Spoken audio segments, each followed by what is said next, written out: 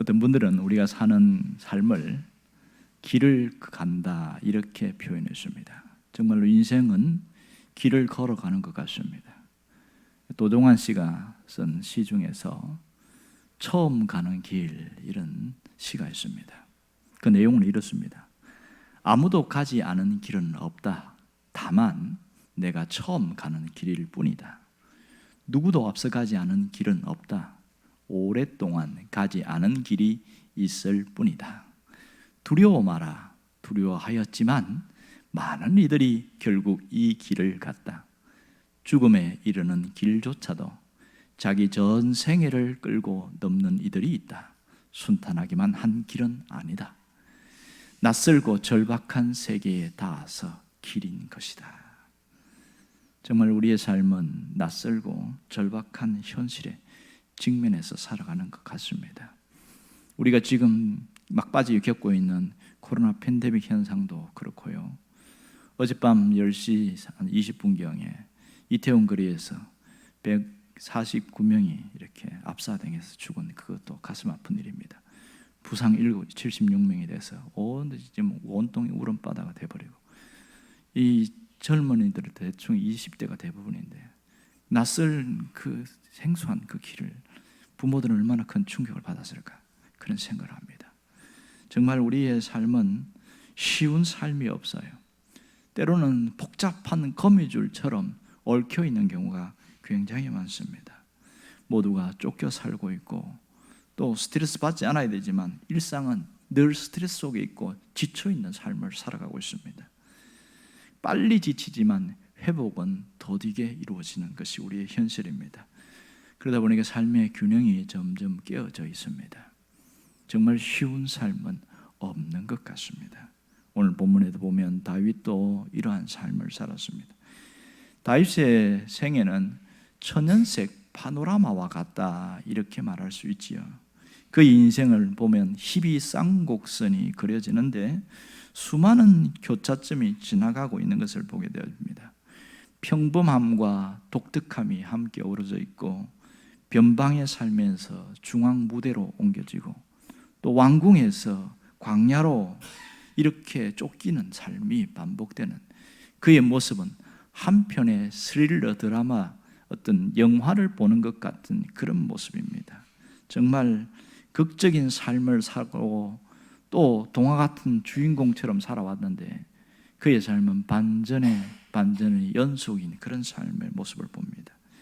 때로는 정신을 차릴 수 없을 만큼 급격하게, 때로는 아주 느린 시계처럼, 느린 강물처럼 시간이 가는지 마는지 모르는 답답함과 지루함 속에 그렇게 살아간 것이 다윗의 삶이었습니다.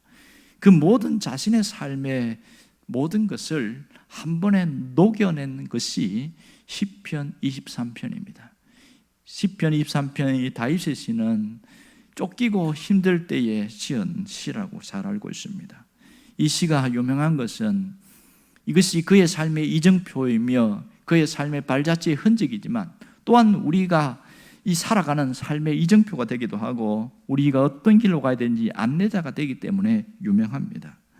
정말 무슨 일을 만날 때에 어떻게 반응해야 되는지, 어떤 자세와 어떤 방향으로 가야 될지, 그것이 시편 23편에서 우리에게 길을 열어주고 있다는 겁니다. 이 시편 23편을 묵상하고 또 묵상하면 가슴에 진한 그런 감동이 밀려오고 있습니다. 왜냐하면 다윗의 그 경험이 나와 동일시 되기 때문에 그렇습니다. 이 시는 또 놀라운 건 뭐냐면 마치 한 폭의 그림처럼 느껴진다는 사실입니다. 단어 하나하나가 시인의 삶이 녹아져 있고 삶을 밝혀주는 빛입니다. 이 시에는 격동도 있고 고요함도 있습니다. 평안함도 있고 회복도 있습니다. 그렇듯 시에서는 다이나믹한 모습들이 고스란히 남아 있습니다. 어쩌면 이것이 우리의 인생의 모습일지도 모릅니다. 그러면서 다윗은 시를 시작하는 첫 출발이 여호와는 나의 목자시니 이렇게 말합니다. 여러분, 시의 시작을 가만히 보시면 여호와는 나의 목자시니 아무 생각 없이 읽으면 그런가 합니다. 그런데 뒤집어 보면 나의 목자는 여호와시니 이래도 되잖아요. 그러면 더 크게 와닿는 것 같은데 왜 다윗이 여호와를 먼저 앞세웠을까? 이 점을 우리가 한번 생각해 보면 그가 여호와라는 이름을 맨 앞에 세운 이유를 알 수 있습니다. 그것은 내 삶의 첫 자리는 언제나 여호와 하나님이 계셔야 된다는 그것이 그 속에 묻어 있습니다. 그래서 나의 목자는 여호와시니라고 하지 않고 여호와는 나의 목자가 되신다, 그렇게 말하고 있습니다. 여러분, 내 삶의 첫 자리에 누가 있는가 하는 것은 우리 인생에서 굉장히 중요한 겁니다. 이걸 잘 알면은 내 형편, 내 사정, 내 모든 것이 문제가 되지 않는다는 겁니다. 왜냐하면 그분이 누군지를 알기 때문에 그분이 나를 이끌어가는 것도 알기 때문에 그렇습니다. 그러므로 여호와가 나의 목자가 되신다, 내 인생의 여호와가 첫 자리에 있다는 것은 대단히 중요한 것이죠. 정말로 하나님이 누구신지를 체험적으로 깨닫는 사람은요, 그 여호와가 누구시냐 물을 때에 대답에 막힘이 없는 사람은 그의 삶은 정말 다르게 살아가는 것을 볼 수가 있습니다. 그 다음에 중요한 게 무엇입니까? 나의 목자시니 그랬습니다. 지난 오후 시간에 목자를 바꾸어라는 제목으로 설교한 적이 있습니다. 우리의 목자가 아니고 나의 목자가 된다는 것을 강조한 적이 있습니다. 이 하나님이 초월적인 존재이신 그분이 가까이 다가온 존재로 느껴지는 나의 목자는 굉장히 중요합니다. 개인적인 삶과 밀접한 관계인데 그분이 내 삶과 어떤 연관성이 있느냐에 따라서 삶이 달라진다는 겁니다. 여러분, 예수를 믿는다는 게 무엇일까요? 단순히 성경을 읽었고 그분이 어떤 삶을 살았는가 아는 게 아니라 그분에 대한 인격적인 만남, 인격적인 신앙 고백이 있는 것을 예수를 믿는다, 그렇게 말합니다. 정말 신앙생활하면서 예수님을 진짜 믿느냐, 이 부분이 굉장히 중요합니다. 정말 십자가에 대한 온전한 경험이 있느냐, 이것은 우리 신앙을 완전히 바꿔놓습니다. 그러나 안타까운 것은 그냥 예수 믿는다고 고개를 끄덕끄덕 했지만 그의 삶의 내면을 보면 예수를 안 믿고 종교생활하는 사람들이 있다는 것이 우리를 너무 안타깝게 합니다. 우리 중에는 아무도 그런 사람이 없기를 원합니다. 진짜 예수 믿는 사람이 되어야 됩니다. 이 예수를 믿는다는 것은 멀리 계신 하나님이 아니라 가까이 계신 하나님, 개인적 관계에 있는 하나님, 이런 것을 알게 되죠. 그래서 나의 목자가 그처럼 중요한 겁니다. 그분은 내 인생에서 바로 가까이 계신 분이다, 그것을 깨닫고 살아가는 것이 나의 목자입니다. 하지만 오늘 우리가 주목할 것은 목자 옆에 있는 양입니다. 양이 어떤 존재인가를 알면 우리의 삶에 확인하게 내가 어떤 삶을 살아갈 것을 깨닫게 되어지죠. 여러분, 양이 어떤 존재인지를 알면 내가 신앙 고백 자체가 완전히 달라질 수밖에 없는 거예요. 자, 보세요. 양은 특성이 있어요. 몇 가지 특성이 있는데 양은 참 보기에는 좋아 보이고 온순해 보이지만 내면을 들어가 보면 이처럼 무능한 자가 없습니다. 양은 스스로 자기 생명을 보존할 수 있는 능력이 아무것도 없어요.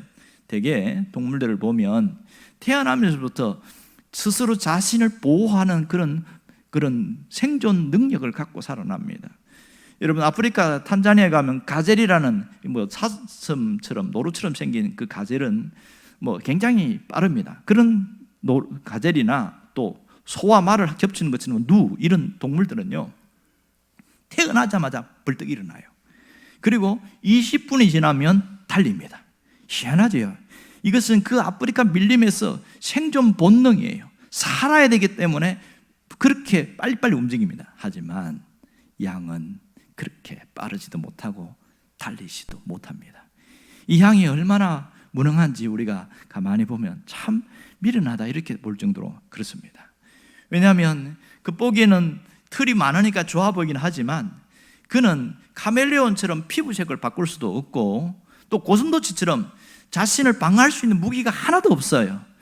코뿔소처럼 그런 긴 코가 있어서 상대방을 찌르거나 공격 방어가 가능한 그런 것이 전혀 없이 겨우 털만 갖고 있는 그런 아무런 짝대도 없는 그런 모습입니다. 상대방이 들어올 때는 속수무책인 것이죠. 뿐만 아니라 눈이 너무 나빠요. 눈이 너무 나빠서 2m, 3m밖에 못 봅니다. 그 이상은 보이지 않아요. 그래서 맹수들에게는 노출되면 그냥 죽을 수밖에 없어요. 뿐만 아니라 청각도 약합니다. 예민하게 잘 들으면 적이 어디 있는지 알기 때문에 피할 수는 있겠지만 이 양은 청각도 약해서 잘 피할 수도 없는 그런 존재입니다. 그러므로 이 양은 전적으로 목자의 보호가 아니면 살아갈 수가 없어요. 목자가 자신의 생명을 돌보지 않으면 양은 오래 버틸 수가 없는 그런 존재입니다. 그런데요, 그런 양에게도 약점이 있어요. 또 큰 약점이 뭔지 아세요? 자기 고집이에요. 이렇게 아무것도 가진 게 없으면서 고집은 세가지고 자기가 가고 싶은 곳으로 가려는 그런 성향을 갖고 있습니다. 그래서 목동들은 꼭 개 한두 마리씩을 데리고 다닙니다. 왜냐하면 목동이 다 뛰어다닐 수 없으니까 이렇게 자기 마음대로 가는 양들은 개가 가서 다시 자리로 돌아오게 만드는 그런 일들이 일상이었습니다. 오늘 다윗이 강조하는 게 무엇인지 아세요? 다윗은 여호와는 나의 목자시니 이렇게 고백하면서 하나님과 자신과의 관계를 목자와 양의 관계로 설명하고 있습니다. 목자와 양의 관계를 이해할 수 있어야 시편 23편에 대해서 충분히 깨달을 수 있습니다. 하나님은 목자고 나는 양이다 이렇게 이야기했어요. 왜 그랬을까요? 수많은 동물이 있는데 왜 자신을 양이라고 그렇게 표현하는 것일까요? 당시의 사회적 배경을 보면 충분히 짐작할 수 있습니다. 우리나라는 농경 문화잖아요. 하지만 그들은 유목 문화입니다. 우리는 정착해서 살지만 그들은 자주 이동해서 살아갑니다. 중심이 양이기 때문에 양을 치는 그런 일을 하기 때문에 그렇습니다. 그들은 양을 치는 것이 굉장히 평범한 일상이기 때문에 이것이 당연하게 보이는 거예요. 그래서 목자와 양의 관계를 굉장히 잘 알고 있습니다. 이 목자가 해야 되는 역할이 무엇인지 아세요?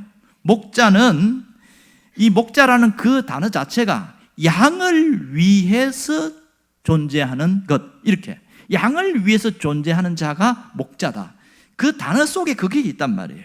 그러니까 양의 생명은 목자에게 달려 있습니다. 양은 목자에 의해서 모든 것이 결정됩니다. 살고 죽는 것은 목자의 손에 달려 있습니다. 그래서 여호와는 나의 목자시니 이렇게 고백할 때에 목자와 양의 불가분의 관계, 생명적 관계, 절대 의존의 관계가 있음을 표현하고 있는 것이지요. 목자와 양은 항상 함께 다니는 그런 개념입니다. 따로 떨어져서 분리될 수 있는 그런 개념이 아니라는 걸 알아야 됩니다. 양은 목자 없이 존재할 수 없고 목자는 양과 함께 가는 것입니다. 그러니까 양의 존립은 어디에 있냐? 목자에게 있다 이렇게 말할 수 있습니다. 그럼 모든 결정은 누가 합니까? 목자가 합니다. 양이 무엇을 먹을까? 걱정하지 않습니다. 양은 어디로 갈까? 걱정하지 않습니다. 이 모든 안전에 대해서 양은 걱정하지 않습니다. 누가 걱정합니까? 목자가 책임집니다. 목자는 양을 위해서 존재하기 때문에 그렇습니다. 오늘 우리에게 주는 신앙적 메시지가 무엇입니까? 우리가 하나님 앞에서 양이라는 존재인 것을 잊지 말아야 합니다. 가끔 양이라는 존재의식을 잊어버리고 살다 보면 상당히 찢기고 상처받는 일들이 참 많습니다. 양은 연약한 존재입니다. 우리는 연약한 존재예요. 세상에 있는 사람들은 어떤 면에서 이리 같고 강합니다. 달려들면 싸우면 우리가 지는 것이 현실입니다. 신앙인이 그냥 보기에는 한없이 연약하지요. 그러기에 우리가 할 수 있는 유일한 길은 목자 곁에 머물러 있을 때에 강해지는 비결입니다. 목자 옆에 붙어 있는 것이 신앙생활입니다. 양은 철저하게 목자에 의해서만 생명을 보존할 수 있다는 것을 깨닫고 살아가는 사람은요, 신앙생활이 달라집니다. 여러분이 이런 깨달음이 있기를 바랍니다.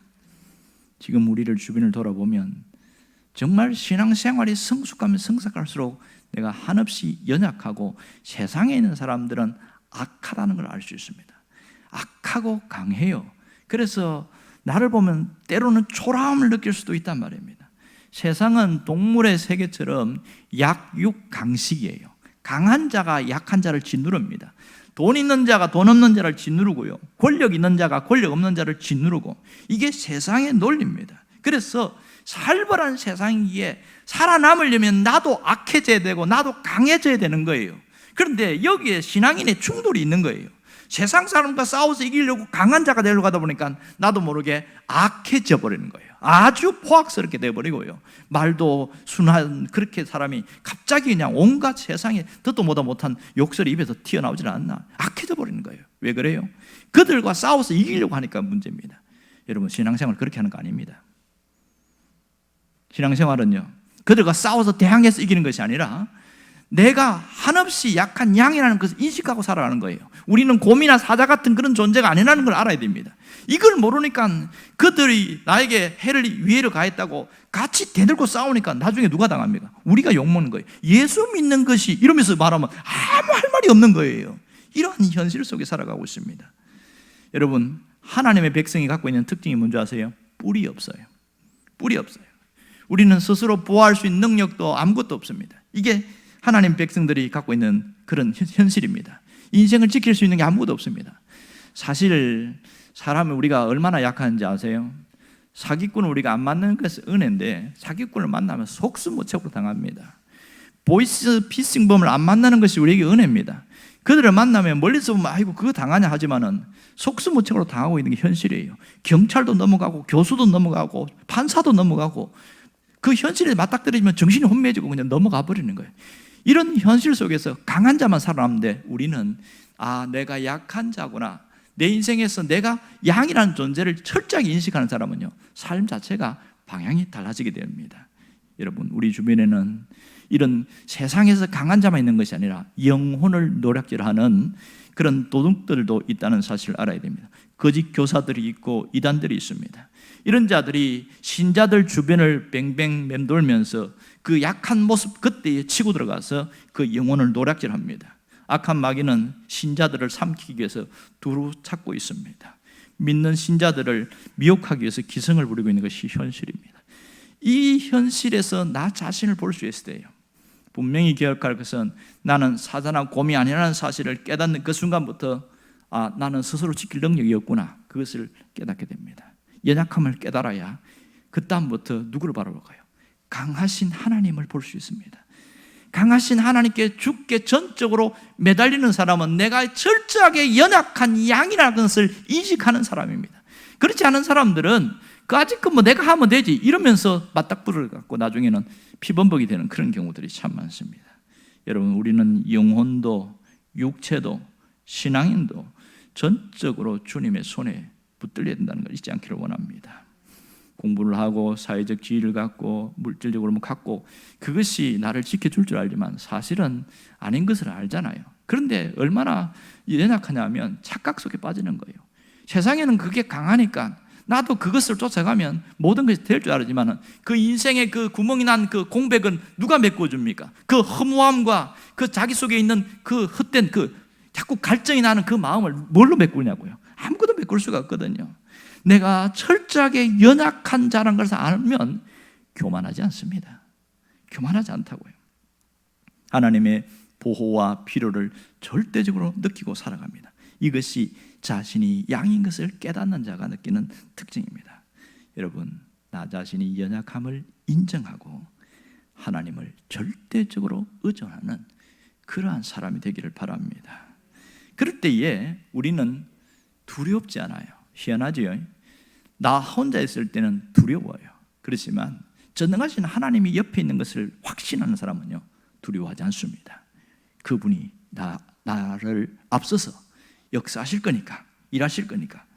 그래서 그렇기 때문에 어떻게 사는 줄 아세요? 하나님의 능력에 매달려 살아가려고 합니다. 전적으로 하나님의 손에 매달려 있을 때에 내게 능력 부어줍니다. 사람들은 하나님 내게 능력 주세요, 능력 주세요, 능력 주세요 하는데 그렇게 해서 능력 받았고 일하려고 합니다. 그러다 보니까 한계에 봉착해요. 진정한 능력은 내가 하나님께 붙어 있을 때 그때부터 강한 능력이 흘러나오는데 그냥 능력 부여받아가지고 자기가 일하려고 하니까 여기에 자꾸만 어려움들이 생기는 것을 보게 되어집니다. 여러분, 정말 지혜로운 자는 어떻게 살아가는 줄 아세요? 하나님 곁에 꼭 붙어 있습니다. 하나님 곁에 꼭 붙어 있는 이 사람은요, 삶이 달라요. 살아가는 방식이 다르고요. 그 삶 자체가, 저 사람은 뭐 아무것도 가진 것도 없는데, 뭐 별것도 없는 것 같은데, 그런데 다른 거예요. 이상하다. 왜 어떻게 저 사람에게는 죽을 것 같은데 안 죽어요? 이제 낭떠러지에 떨어질 것 같은데 갑자기 보이지 않는 다리가 쫙 해서 건너가는 거예요. 그런 모습들이 삶에서 여실하게 드러나고 있습니다. 왜 그렇게 살아갑니까? 자신은 전적으로 연약한지 알기 때문에 하나님 곁에 붙어 있어서 그런 신비한 경험들을 하고 가는 것이지요. 여러분, 우리가 나 잘난 맛에 살면 항상 무너집니다. 내가 뭔가 있으면 자꾸 곁눈질하고 딴짓하고 이러면 자꾸만 신앙생활이 무너지게 있습니다. 정말 진짜 신앙생활이 좋은 사람은요, 언제나 자신의 연약함을 철저하게 인식하고 전능하신 하나님 앞에, 그 앞에 굴복하는 자입니다. 그리고 그 곁에서 떠나지 않으려고 하는 자입니다. 정말 중요한 것은 붙어 있어야 됩니다. 여러분, 양이 목자 곁에 있을 때는 아무런 어려움이 없어요. 마실 물 걱정할 거 없지요. 건초더미라든지 먹을 거 걱정할 거 없어요. 하나도 없어요. 그리고 일이나 늑대가 와도 우리에 다 넣어가지고 보호해 주니까 아무런 걱정이 없어요. 저절로 되는 줄 알아요. 하지만 가끔 양들 중에 이 뿔난 비슷한 양들이 있습니다. 우리 목자 곁에 있는 게 답답하고 힘들다는 거예요. 나도 좀 구경도 하고 내 마음대로 좀 하고 싶다. 그런 양들이 있단 말이에요. 자, 목자 곁에 붙어 있지 않으려고 하는 양들의 그 심리적 내용이 뭔지 아세요? 뭐 때문에 그렇게 할까요?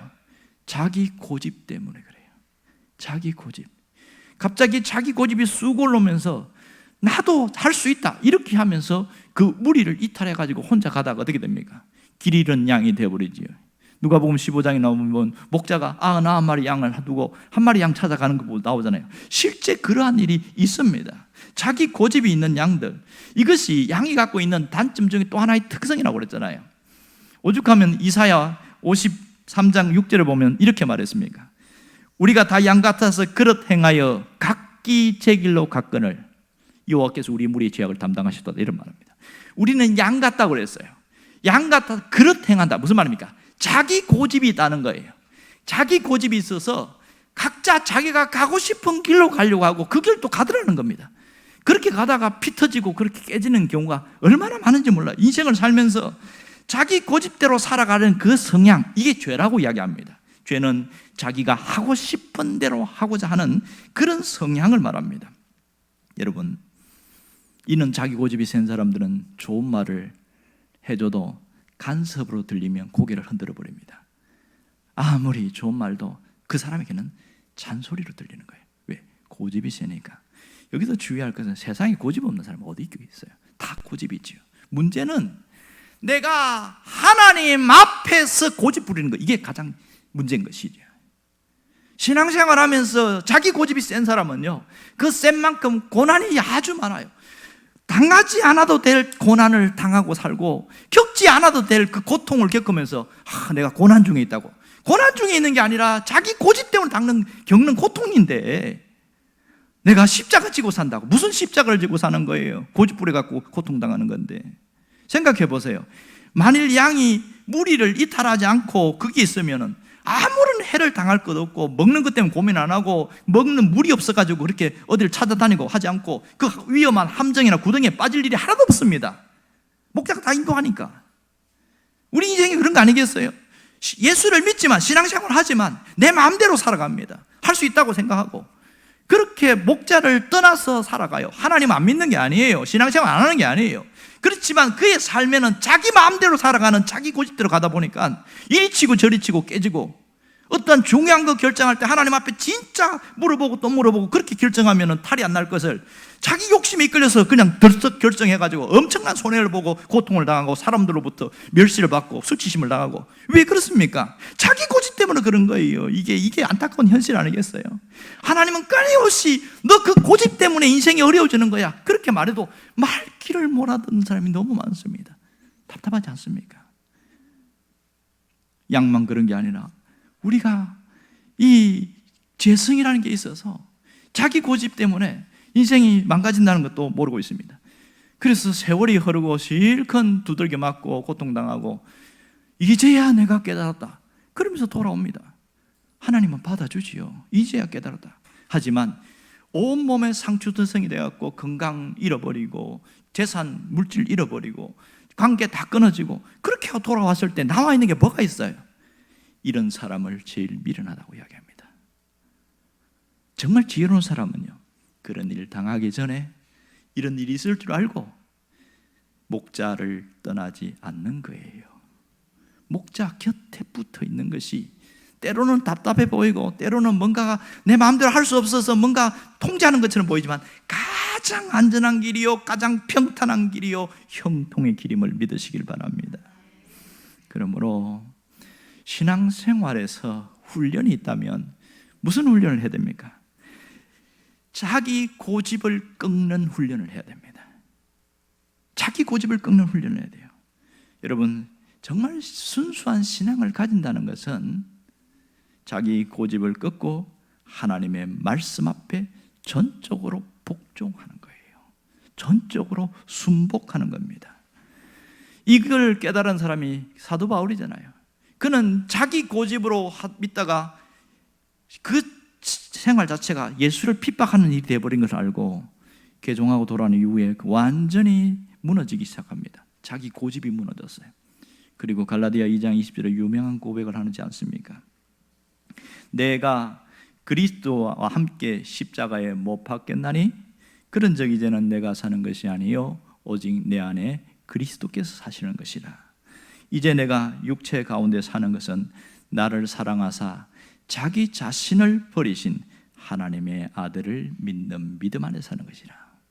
이제 내가 육체 가운데 사는 이 세상을 사는 것은 내 고집대로 사는 것이 아니라 무엇 때문에요?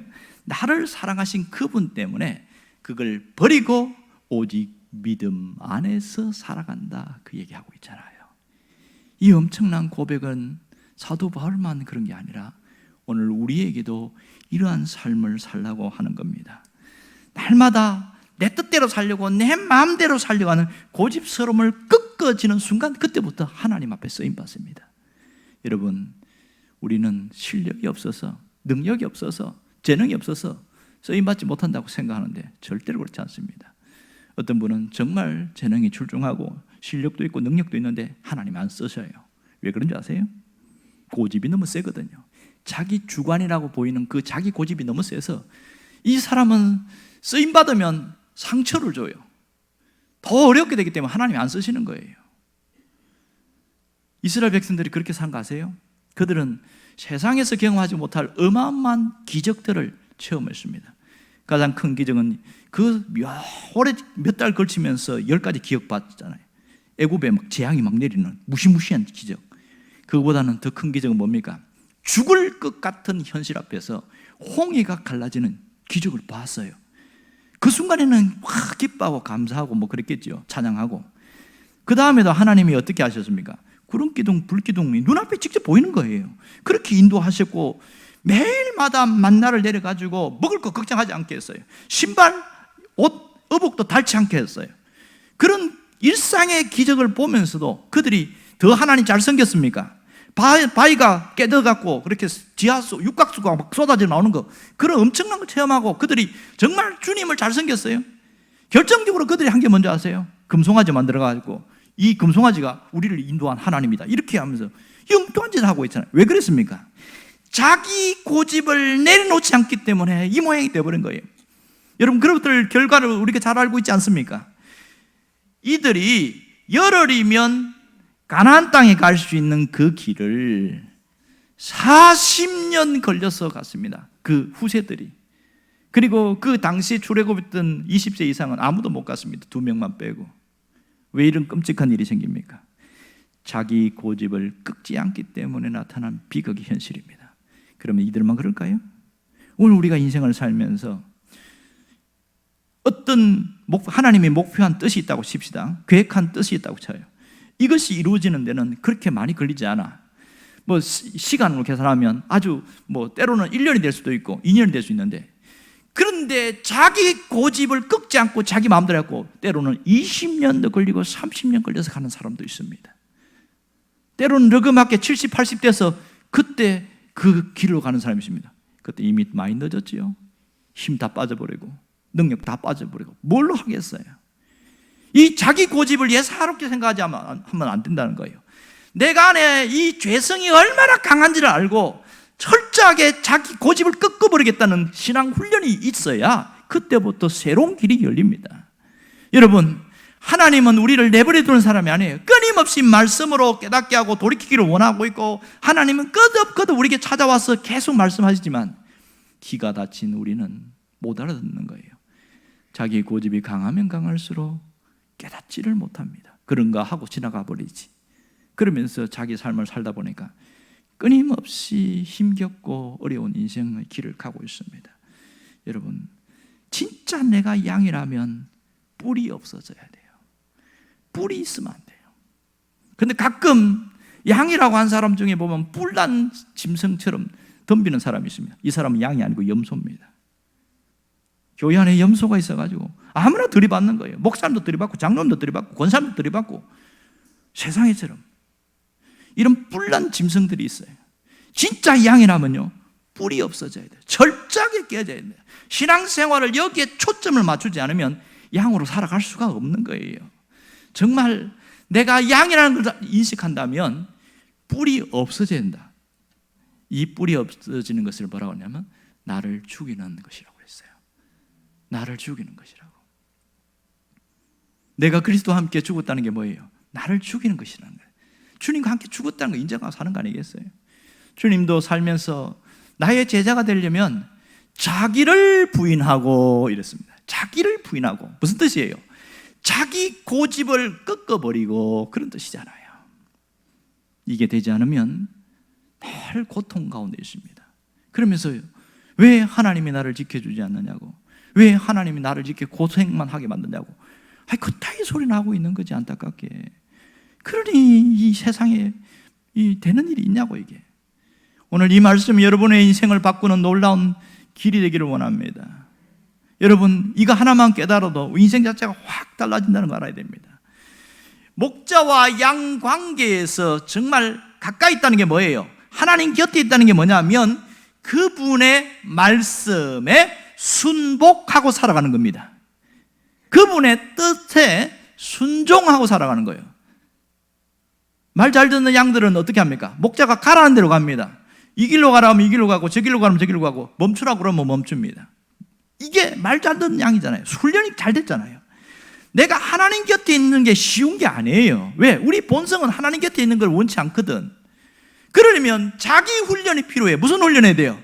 순복하는 훈련, 하나님의 뜻에 순종하는 훈련을 하지 않으면 훈련을 받게 됩니다. 내가 나를 훈련할 때는 하자가 없어요. 하지만 내가 끝까지 이 훈련에 동참하지 않으면 환경이 나를 훈련시킵니다. 고난이 나를 훈련시켜요. 그때는 너무너무 아픈 거예요. 나만 힘든 게 아니에요. 가족도 힘들어요. 다 같이 고통을 받는 겁니다. 나 한 사람 끄끄지지 않으니까 주변 사람까지 고통을 당하는 이 비극을 이제는 종지부를 찍어야 되지 않겠습니까? 이제는 달라져야 되지 않겠어요?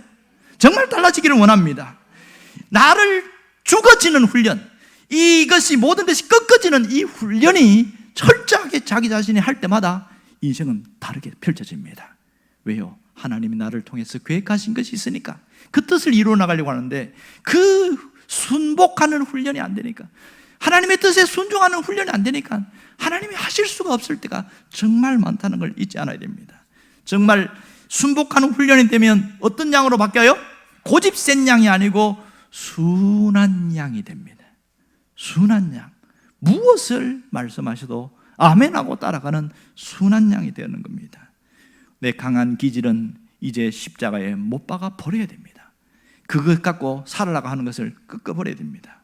오늘 아직도 자기 부인을 하지 않고 내 기질로 살아가려고 하는 사람, 오늘 번지수 잘못 찾아왔어요.